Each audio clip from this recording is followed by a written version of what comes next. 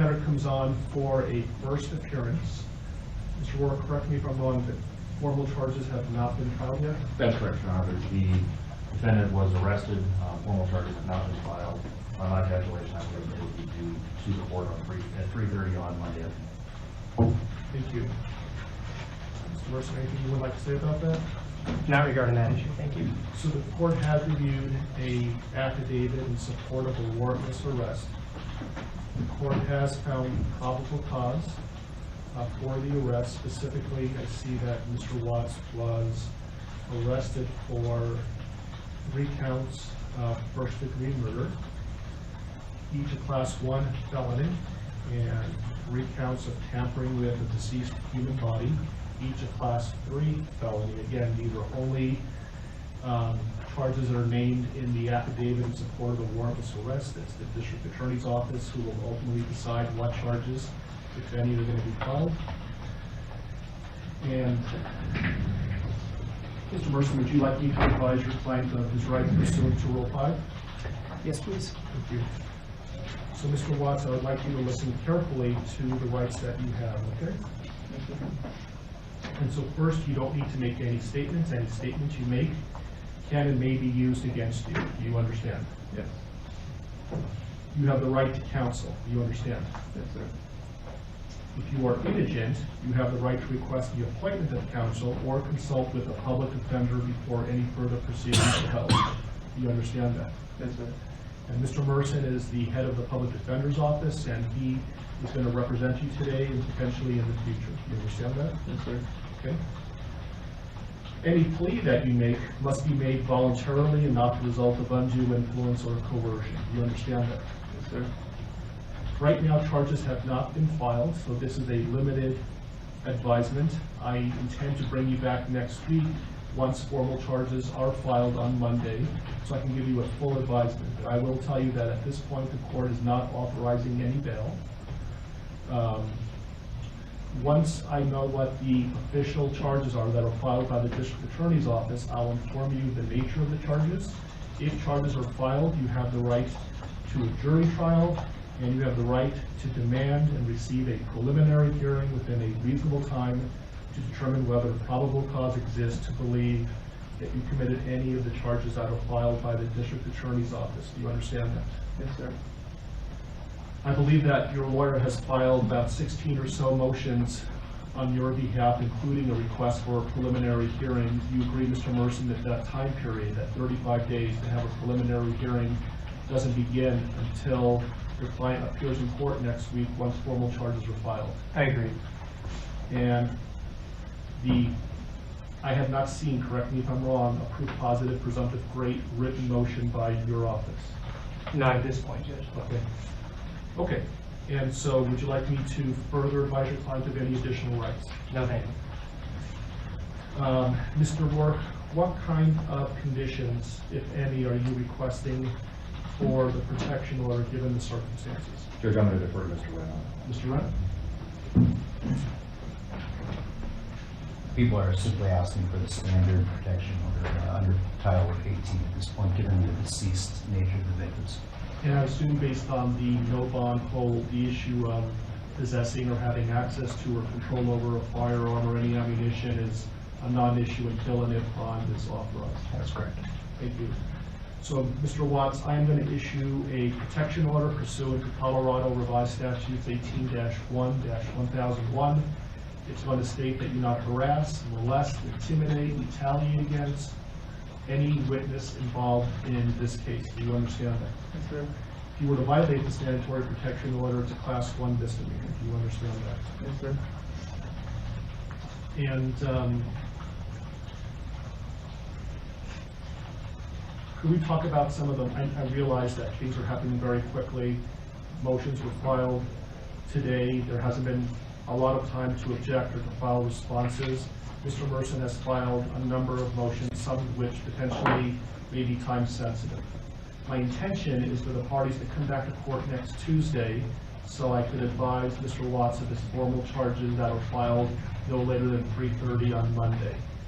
So I'm not sure if I'm going to be requiring the prosecutor to file a response between now and Tuesday, or whether we can resolve some of these issues now. For example, the preservation of certain evidence, like police notes, handwritten notes, like touch DNA evidence, things of that nature.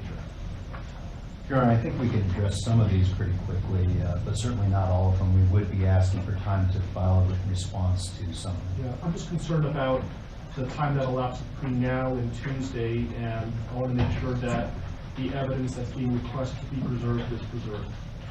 Understood. So, for example, can you, any objection for me to order that all law enforcement, both state and federal, that were involved in this case, preserve their handwritten notes? Any objection to that? No. So I will grant that request.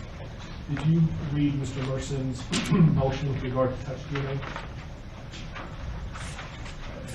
I believe that was filed under seal, and I have not seen it. It was suppressed, so they should have had access to it. Gail, Christie, could you print out a copy for Mr. Red? Again, I appreciate the fact that this happened very quickly, and so let me get you a copy of that, a hard copy of that, and then you can review it and let me know what your thoughts are. Is there an autopsy that's scheduled to be conducted in the near future? Not yet. I'm sorry, Judge, what motion is that? There was a 16. 16? Yes. And while we're waiting, Mr. Merson, I noticed that Actually, I'm sorry to interrupt, Judge, it was D17. D17? Yeah, sorry. so I see that your motions are numbered, but I'm missing 9 through 15. Yeah, I basically counted them and then started off. There were some other people in my office that had filed those other pleadings and not numbered them. I just want to make sure I'm not missing something. I don't think you are. I think many of them many of them concern the media issue. On the way over here, the deputies advised the court had already ruled on that. So to a certain extent, some of that is moot. But if we are going to take a D17, in light of the fact that the affidavit is still sealed, I would ask that the court seal the courtroom and just allow the parties to argue that, because it will require me to talk about information in the affidavit. Well, why don't we give Mr. Red an opportunity and let me know whether, without talking about the substance, whether he has an objection or not. It's really more of putting the prosecution on notice than anything else. Why don't you read it first, let me know what you think. This motion is. You can give it to the prosecution.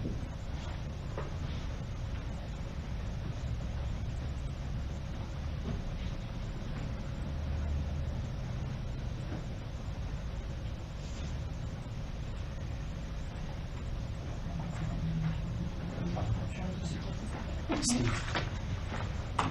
Extra. I might. It was one of the. So, I did add the house to this, so the D17 will have the house on it as well. But that's the gist of it. At this point, I'm concerned about whether or not it's not. It's been released by law enforcement. Okay. When was that? Late last night. Okay. All right. And I guess that part of the motion would be voted at this point. My concerns. What's in this motion? So, okay. If I could take a moment to read that. Mr. Merson, if you're not on this, we'll see you.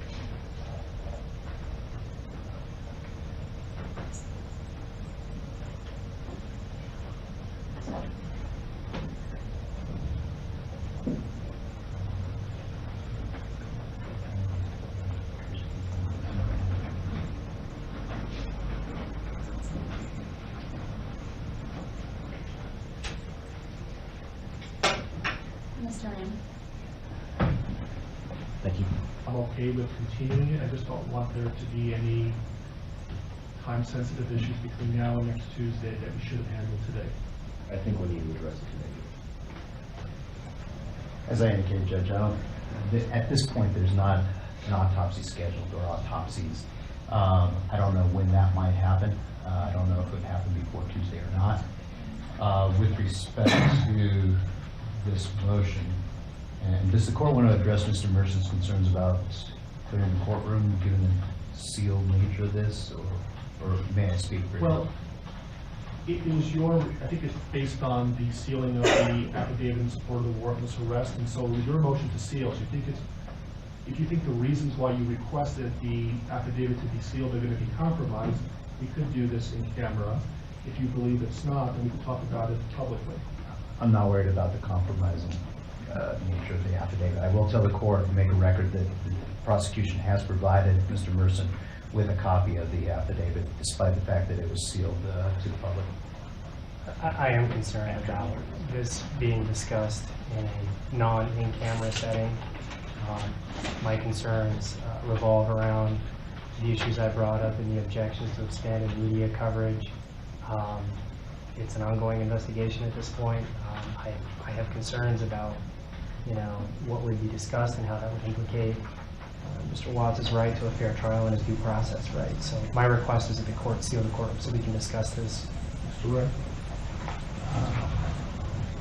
Move that to the discretion of the court.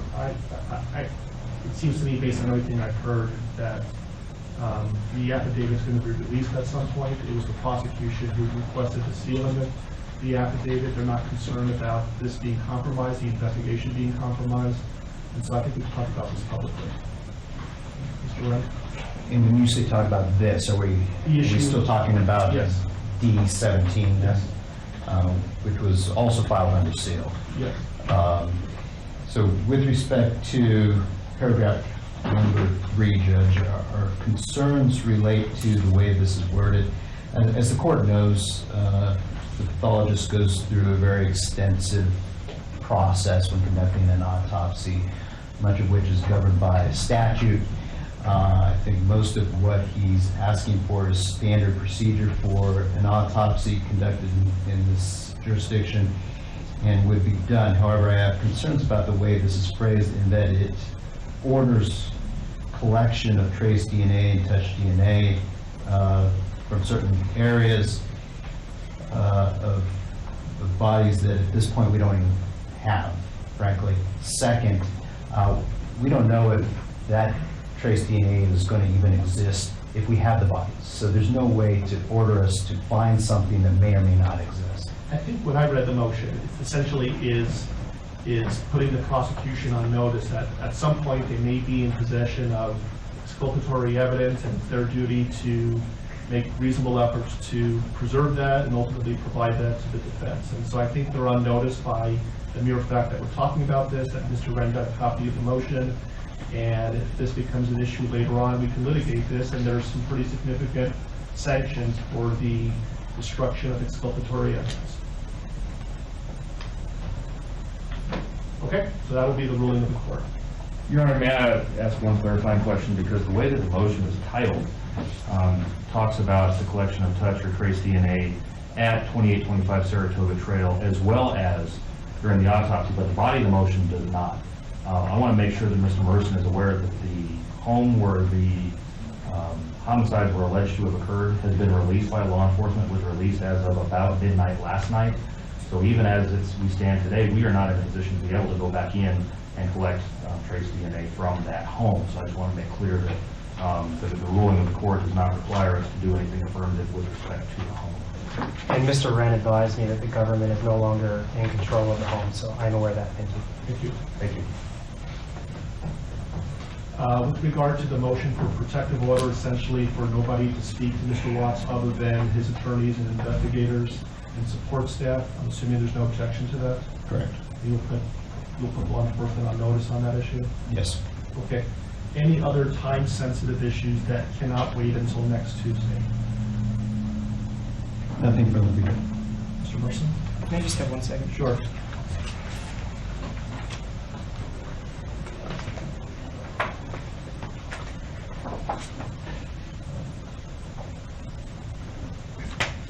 Nothing further. Thanks, Judge. Okay, and I would just respectfully ask that if you file anything between now and next Tuesday, and certainly into the future, if you could advise your office of this, if there's more than one lawyer working on it, please number every pleading that's filed, and for the prosecution as well, maybe you can use letters. And that way I know that I'm not missing something. That would be wonderful. Yes. Yes. Okay, so we'll see, let's pick a time next Tuesday. I know everybody's really busy. I just had some time open up. And so what's a convenient time for everybody to be here? I'm also going to be asking if there's victim rights compliance today and see if there's a more convenient time for whoever the victim rights representative is.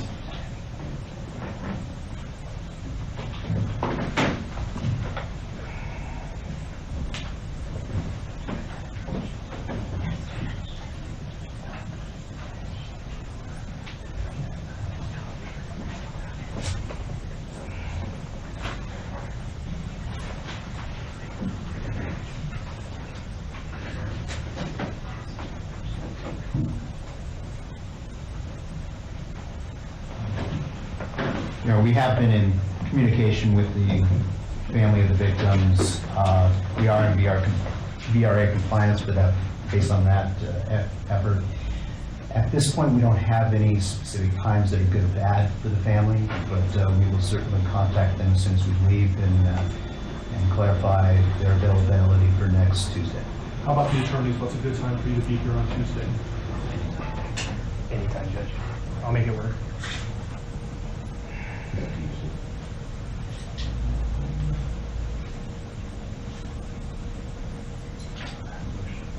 The motion's hearing in Division 12 at 2 o'clock. That'll probably last an hour, otherwise I'm free. About 10 o'clock. That's fine. Okay. So the plan is next Tuesday, 10 o'clock, we're going to know whether the prosecution files formal charges or not, and the deadline for that would be Monday at 3:30. I will give Mr. Watson more detailed advisement, and then we'll decide what the next step is going to be. Does that work for everybody? Yeah, one more thing. Yes. I would just ask the court order that the prosecution give the defense notice as to if an autopsy is to be scheduled, when that is scheduled, so that we can file the appropriate motions. I think you can appreciate why we would want notice of that. Yes. Any objection to that? Not as to the notice issue. Yeah, I'm not going to be ordering that they, at this point, I'm not ordering that they be allowed to be present during the autopsy. Why don't we say 48 hours notice? Is that reasonable? Yes, and if I learn that information over the weekend, I'll email Mr. Mercer. Is that okay with you, Mr. Mercer? That's fine, thank you. They wouldn't do the autopsy over the weekend, though, would they? No, I don't believe so. They would? They're going to try to get it done soon. So 48 hours is probably not going to do it. Because they make their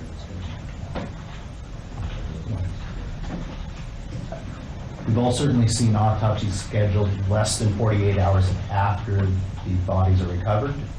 So we will do our best to comply with the notice requirements as soon as we learn the information. Who would be making the decision on when to perform an autopsy? The coroner's office. So can you communicate with them that there's an order that there would be 48 hours notice, and if they, for whatever reason, can't comply with that, you'll let Mr. Mercer know? Is the court ordering that the autopsy not be conducted earlier than 48 hours after the recovery of the bodies? No. Okay. What I'm saying is I'm ordering that you notify the coroner that there's an order that Mr. Mercer is entitled to 48 hours notice, and if they are intending to perform the autopsy sooner than that, they need to let you know before it starts, so you can give Mr. Mercer reasonable notice. Yes, sir.